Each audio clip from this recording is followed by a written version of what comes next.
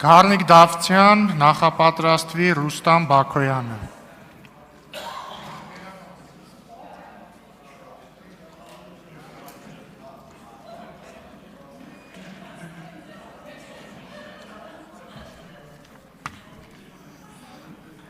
Շնորհակալություն, հարգելի հայրենակիցներ, սիրելի գործընկերներ, Տիկին Կարապետյանն այստեղ է։ Տիկին Կարապետյան, ես Արցախի Հանրապետության անվտանգության խորհրդում եղել եմ Ադրբեջանում հայատացության ուսումնասիրող փորձագետ։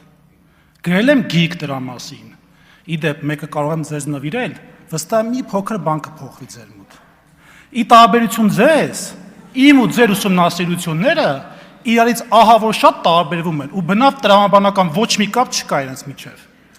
Ես միշտ ազդարարել եմ այն վտանգների մասին, որոնք որ մեծամասամբ իրականացել են ու ցավոք սրտի իրավացի, ցավոք, բայց իրավացի։ Դուք ինչպես այսօր փոքրացել եք նրանցից եկող վտանգները, շփվել եք Ադրբեջանի պաշտոնական դիրքորոշում ունեցող շրջանակների հետ, ես հակառակը։ Այցելություններ են եղել հայկական դելեգացիայի տրամաբանության ներքո, բայց ոչ թաքուն եւ միայնակ։ Ես ներկայացել եմ հաղթած երկրի շահերը ու դրա մասին պարզ ճակատով ասել եմ ադրբեջանցիներին։ Ինչպես այսօր դա ասում եմ ձեզ, Տիկին Կարապետյան։ Ադրբեջանի ուսումնասիրությունը ինձ այսօր բերել է այստեղ եւ մշտապես իմ ուսումնասիրությունները այսօր անգամ հուշում են նրա մասին, որ այն աղետները, որոնք որ եղել են ժամանակին, նաև կարող են կրկնվել բոլորիս հետ, առանց որևէ խտրականության։ Պարոն Ռուբինյանի հարցը բոլորովին էլ պատահական չի եղել։ Ես աշխատելով Արցախում շատ լավ գիտեմ, որ Թուրքիա գնացած մեր հայ երիտասարդները բազում անգամ հավաքագրվել են, բայց չգիտես ինչի պարոն Ռուբինյանը դա հերքեց։ Հաջորդը, Ինչ է հերքեցի։ դուք ասացիք, որ դրա հետ կապ չունեք, այդքան բան։ Հա չգիտեք ինչի հերքեցի։ Դե ես ասեցի, ինչ ասեցի։ Ինչ ասեցի։ Պարոն Ղազարյան, պարոն Աղաջանյան եւ պարոն ներողություն, պարոն Աղաջանյան եւ Տիկին Ղազարյան։ Ադրբեջանի մասին ընդհանրապես մի խոսեք, էլի։ Դուք այդ թեմայի մասին մի անդրադարձեք։ Ձեր ասածների մեջ ոչ տրամաբանական կապ կա, ոչ էլ առհասարակ հիմնավորումներ։ Ադրբեջանի պաշտոնական հռետորաբանությունը բացի տարածքային պահանջներից, որոնք պարբերաբար հնչում են, արդեն անցել են այն կարմիր գիծը, որի մեջ մտնում է շատ ավելի կարևոր պարագաներ։ Մի հատ կարգին հաղորդում սկեչ կար, որ ասում էր գնդակ, գոլ։ Հիմա բացատրեմ դա ինչ է նշանակում։ Բացի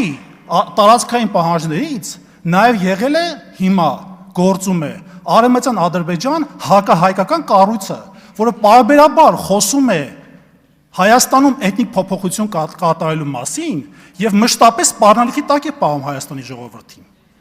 Հաջորդ հանգամանքը կա կանխարգելիչ մեթոդներ, որոնք իրականացում են վերլուծական հիմքով եւ մի փոքր կարևոր հանգամանք նշեմ, կարծում դա ձեզ կօգնի։ Եթե պետությունը անտեսում է հակառակորդի պաշտոնական հայտարարությունները, որը դուք անում եք, ապա հրաժարվում է անվտանգության ռազմավարական պլանավորման կարևորագույն սկզբունքներից։ Մյուս հատվածը, պարոն Աղաջանյան, Տիկին Ղազարյան, ես կարծում եմ, որ 2018 թվականից հետո ձեր մոտ ռեգրես կլիներ, ավելի ճիշտ պրոգրես կլիներ, բայց չգիտես ինչի, հիմա ռեգրես եմ նկատում։ Ադրբեջանի ղեկավարության պաշտոնական հայտարարությունները հետագայում մշտապես, գրեթե մշտապես, իրականություն են դարձել։ Դուք ոնց թքած ունեք կամ միգուցե արհամարել եք հայ ժողովրդի քվեն, որ հունիսի 7-ի եւ հունիսի 8-ի լույս 02:00-ին կանգնեցել եք ձայների հաշվարկը, այնպես էլ թքած ունեք կամ արհամարած ունեք Ադրբեջանի պաշտոնական հայտարարություններին։ Ինչ վերաբերում է 300,000 ադրբեջանցիների փաստին, մեր խմբակցության կողմից ընտրություններից առաջ եւ հիմա, որ դրա մասին խոսում ենք, եղել է պարզ առաջարկ Սաֆարովյան օրենքի ընդունումը, որի մասին ապագայում կփորձենք քննարկել։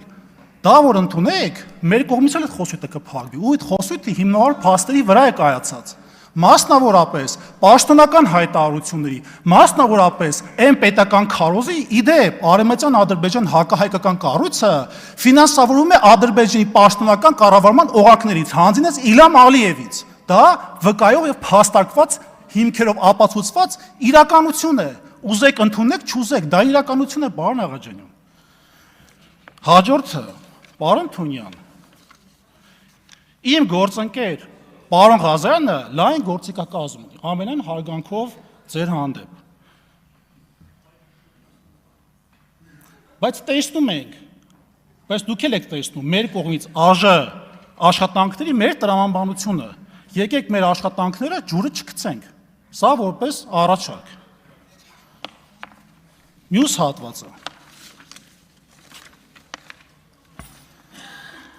Վերջապես պարոն Կոնջյանին կանադառնանք, որովհետև հիմնական ելույթը ձեզ է վերաբերում, պարոն Կոնջյան։ 2018 թվականին դուք խոստանում էիք նոր քաղաքական մշակույթ։ Խոստանում եք, որ Հայաստանի Հանրապետությունում այլևս երկակի ստանդարտներ չեն լինի։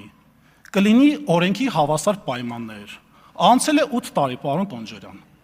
Ինչ է մնացել ձեր խոստումներից։ Այսօր դուք առաջադրվել եք որպես ազգային ժողովի փոխնախագահ, դուք ոչ միայն ներկայացնում եք ձեր քաղաքական թիմը, այլ նաև կրում եք քաղաքական պատասխանատվությունը։ Վերջին օրերին հասարակությունը քննարկում է աղմկարարույց հարցեր, որոնցից մեկում իդեպ քրեական վարույթ է արդեն անցել, սկսվել, ինչպես տեղեկացա մամուլից։ Քաղաքական պատասխանատվությունը սկսվում է այնտեղ, որտեղ ավարտվում են արդարացումները։ Վերջապես ընդունեք այդ սխալները, պարոն Կոնջյան։ Դուք հաճախ եք խոսել օրենքի գերակայությունից։ Հիմա հասարակությունը իրավունք ունի այդ նույն սկզբունքայնությունը տեսնել ձեր կողմից, պարոն Կոնջյան։ Եթե տարիներ շարունակ պահանջել եք ամենաբարձր չափանիշներ ուրիշներից, ապա այսօր եկել է այդ չափանիշները պահանջելու ինքներդ ձեզնից։ Պարոն Կոնջյան, քաղաքական հեղինակությունը պաշտոնով չի ստեղծվում։ Այն ստեղծվում է այն պահին, երբ հասարակությունը համոզվում է, որ այդ քաղաքական պաշտոնյան մինչև այդ կատարած իր գործերով արդեն ունի եւ վստահություն, եւ իհարկե քաղաքական կշիռ։ Եվ այստեղ գլխավոր հարցը. այսօր դուք ներկայացնում եք նոր քաղաքական մշակույթ, որի մասին խոսում եք 2018-ին, թե դարձել եք այդ նույն քաղաքական մշակույթի կրողները։ Ես դեմ եմ ոչ միայն մեկ անձի, այսինքն ձեր անձի մասին է խոսքը, պարոն Կոնջյան, որպես տեխնացու, այլ այն քաղաքական մտածելակերպին, որի համար պաշտոնը դարձել է նպատակ, ոչ թե պատասխանատվություն։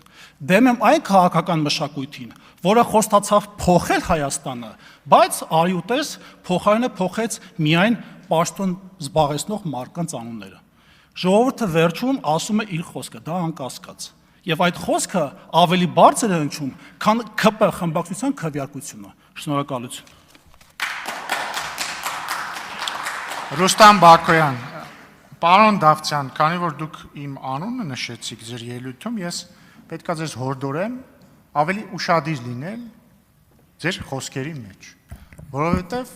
ես օրինակ այսպես իմի կբերեմ ձեր ելույթը։ Այդպես էլ չհասկացանք պարոն Դավթյանը ինչով էր զբաղվում ադրբեջանցիների հետ Թիֆլիսում, բայց չգիտես ինչու նա դա հերքեց։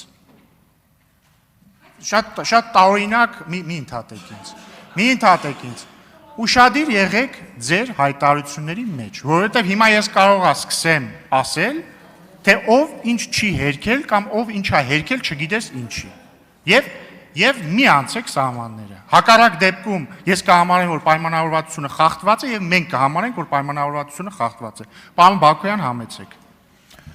Շնորհակալություն, մեծարգո ազգային ժողովի նախագահ, ես ձեզ ոչ միայն շնորհավորում եմ,